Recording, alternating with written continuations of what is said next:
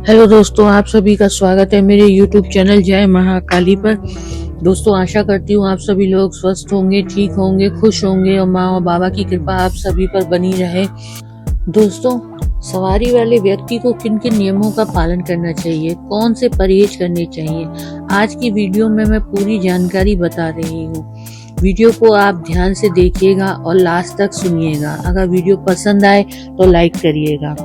दोस्तों, जब हम पूजा पाठ करते हैं तब के नियम अलग होते हैं, और जब आपके ऊपर किसी देवी या देवता की सवारी आ जाती है तब आपके नियम बदल जाते हैं और थोड़े एडेड हो जाते हैं। इस टाइम पर आपको बहुत सोच समझकर अपनी पूजा करनी होती है, नियम करने होते हैं, वरना वो शक्ति जो है वो रुष्ट भी हो जाती है और वो शक्ति नाराज होकर वापस भी चली जाती है। इसलिए काफी लोग ये कहते हैं कि गुरुजी, पहले तो सवारी आती थी पर अब नहीं आ रही है, पहले तो काम होते थे पर अब नहीं हो रहे हैं, पहले तो दर्शन होते थे पर अब नहीं हो रहे हैं। तो अगर आपके साथ भी ऐसा है या आप गद्दी लगाना चाहते हैं, दरबार लगाना चाहते हैं या सवारी प्राप्त करना चाहते हैं तो यह वीडियो आपके लिए है। इस वीडियो को लास्ट तक सुनेंगे तभी समझ में आएगा कि ऐसा क्यों होता है। बीच में छोड़ोगे तो आधा अधूरा ज्ञान जो है कभी भी काम नहीं आएगा। तो सवारी वाले व्यक्ति जो होते हैं, कौन से नियम और कौन से परहेज उनको करने चाहिए, वीडियो को ध्यान से सुनना लास्ट तक। एक एक चीज बारीकी से बता रही हूँ। देखिए, जब आपके ऊपर सवारी नहीं आती है तब आप क्या खा रहे हैं, पूजा कैसे कर रहे हैं, कैसे नहीं कर रहे हैं, यह मायने नहीं रखता, पर आपकी भाव को देखकर आपकी पूजा का कोई ऐसा समय जिस समय से वो शक्ति प्रसन्न हो गई हो, या आपका दिया गया ऐसा कोई भोग जिससे वो शक्ति प्रसन्न हो गई हो, या किसी दरबार आप गए उनके और वहां से वो शक्ति आपके साथ आ गई हो और आपके घर पे वो सवारी रूप में आना शुरू हो गई हो। जब आपके ऊपर वो शक्ति सवारी रूप में आना शुरू कर देती है तब आपकी पूजा ऐसी नहीं होती कि कभी कर ली कभी नहीं करी, भोग कभी दे दिया कभी नहीं दिया, उनका भाव कभी आया कभी नहीं आया, या समय है समय नहीं है। तब आपको कुछ ऐसे नियमों का पालन करना होता है क्योंकि वो शक्ति प्रसन्न होकर आपके पास आई है। कई बार वह शक्ति लोक कल्याण आपसे कराना चाहती है, कई बार यह शक्ति प्रसन्न होकर आपके घर के कल्याण के लिए आपके पास आती है और आपके समस्त परेशानियों का जो है वो निदान करती है। तो ऐसे में वह शक्ति जो आपके पास आई है उसका सम्मान रखने के लिए, उसका सम्मान करते हुए आपको उसकी सेवा करनी चाहिए। तो कौन से ऐसे नियम हैं, ध्यान से सुनना, एक एक चीज बारीकी से समझ में आएगी, वरना फिर यही रोते घूमोगे कि सवारी पहले आती थी अब नहीं आती, पहले काम होते थे अब नहीं होते, पहले दर्शन होते थे अब नहीं होते। बहुत सारे लोग हमें मैसेज करते हैं। सबसे पहला नियम वो होता है, अपने इष्ट का जो दिन है आपका होता है। मैं आपको एग्जाम्पल ले चलती हूँ, जैसे बालाजी महाराज की सवारी आपके ऊपर आ रही है तो आप बालाजी महाराज का जो दिन है शनिवार और मंगलवार, अगर आप शनिवार को भी नहीं मानते किसी वजह से तो मंगलवार तो है ही, यानी आपको अपने इष्ट का, यानी आपके इष्ट हनुमान जी और हनुमान जी यानी हनुमान जी के दूतों की सवारी आपके ऊपर आ रही है, तो आपको उनके दिन पर ब्रह्मचर्य का पालन जरूर करना चाहिए। ब्रह्मचर्य का पालन वीक में 1 दिन या 2 दिन जरूर आपको करना है। इससे उनकी ऊर्जा में बढ़ोतरी होती है, प्रसन्न होते हैं। अगर आप ब्रह्मचर्य का पालन नहीं करते तो वह शक्ति धीरे धीरे क्षीण होने शुरू हो जाती है। इसलिए आपके इष्ट का जो दिन है, हो सकता है जो बच्चे इस वीडियो को सुन रहे हैं उनकी इष्ट बाबा भोलेनाथ हो, माँ काली हो, भैरव बाबा हो या अन्य कोई देवता हो, आप उनके दिन का चयन करें और उस दिन ब्रह्मचर्य का पालन जरूर करें।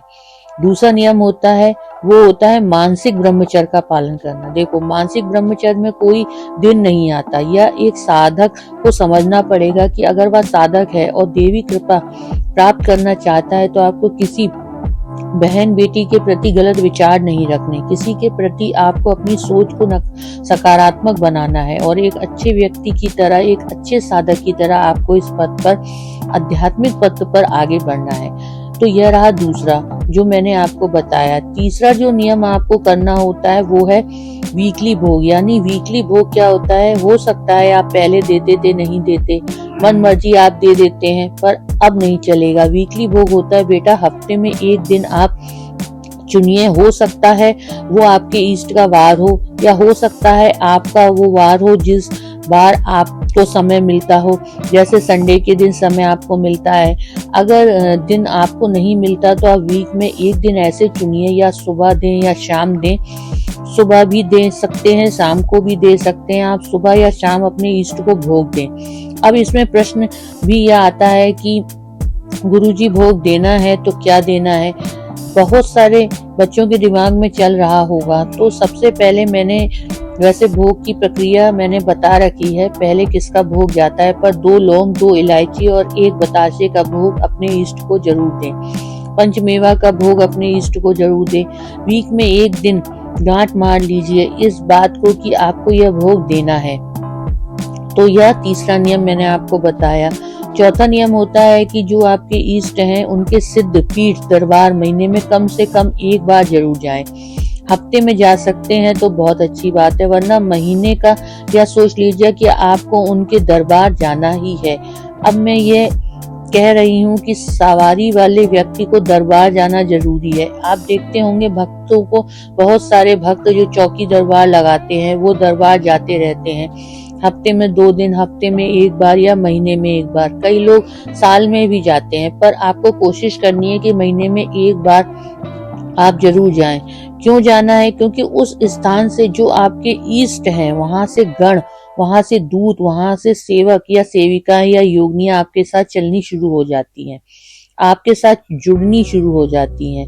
अब यह महसूस करेंगे कि जब आप जैसे जैसे आप दरबार जाएंगे वैसे वैसे वहां से कोई ना कोई शक्ति आपके साथ चली आएगी और आपकी मदद करेगी।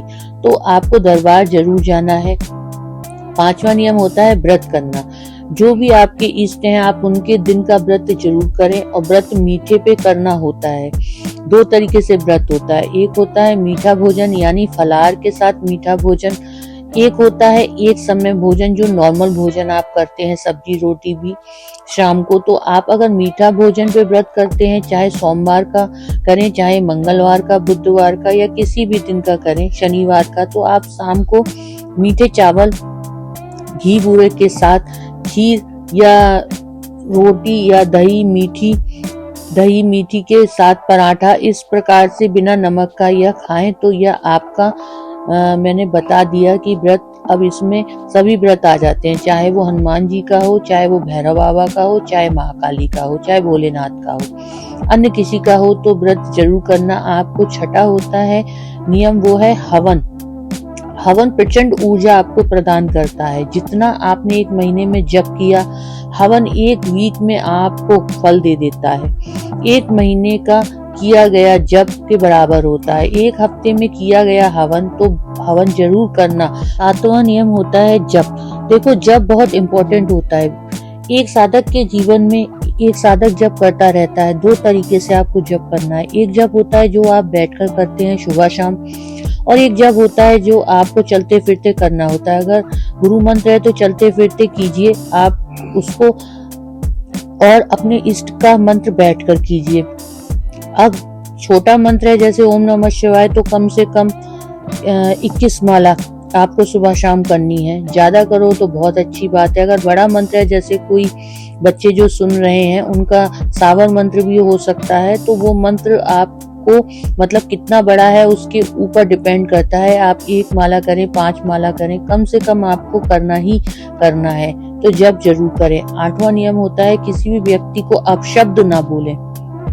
अपशब्द, एक साधक जब किसी को उल्टी सीधी बातें बोलता है तो उसके पुण्य जो है वो उन बातों को सत्य करने में लग जाते हैं। जैसे कई लोग कह देते हैं तेरी टांग टूट जाएगी, तेरा एक्सीडेंट हो जाएगा, तू मर जाएगा। तो एक साधक को अपनी मर्यादा में रहना चाहिए। उसको ध्यान रखना चाहिए कि उसके शब्दों के कारण किसी को परेशानी ना हो। 9वां जो नियम है वो होता है कि कभी भी किसी भी व्यक्ति के ऊपर का संकट अपने घर में ना रखें। आप किसी का भी संकट उतार रहे हैं या कुछ भी, तो संकट ना उतारें जब तक गुरु ना हो, और गुरु के आदेश पर, निर्देश पर ही संकट को उतारें, या किसी नेगेटिविटी में हाथ डालें और अपने घर में बिल्कुल भी ना रखें। और 10वां जो नियम है वो है तामसिक भोग देवता को ना दें और ना ही खुद ग्रहण करें। तामसिक भोग देवता को यानी कि आपके इष्ट को या उस शक्ति को उग्र करता है, और उग्रता जहां आ जाती है वहां भाव की कमी हो जाती है। इसलिए मैं कह रही हूँ तामसिक भोग ना तो खुद ग्रहण करें और ना ही देवता को दें, या उनको दें जो शक्ति है। तो ये मैंने आपको 10 नियम बताए। अगर आपको इनमें से आपके ऊपर सवारी है तो निश्चित रूप से सवारी बोलेगी भी, वचन भी सिद्ध होंगे और सवारी बढ़िया तरीके से चलेगी, लोक कल्याण भी आप कर पाओगे। बाकी आपको वीडियो पसंद आई हो तो आप वीडियो को लाइक एंड शेयर करें, चैनल को सब्सक्राइब करें। मिलते हैं अगले वीडियो में, तब तक के लिए जय महाकाली।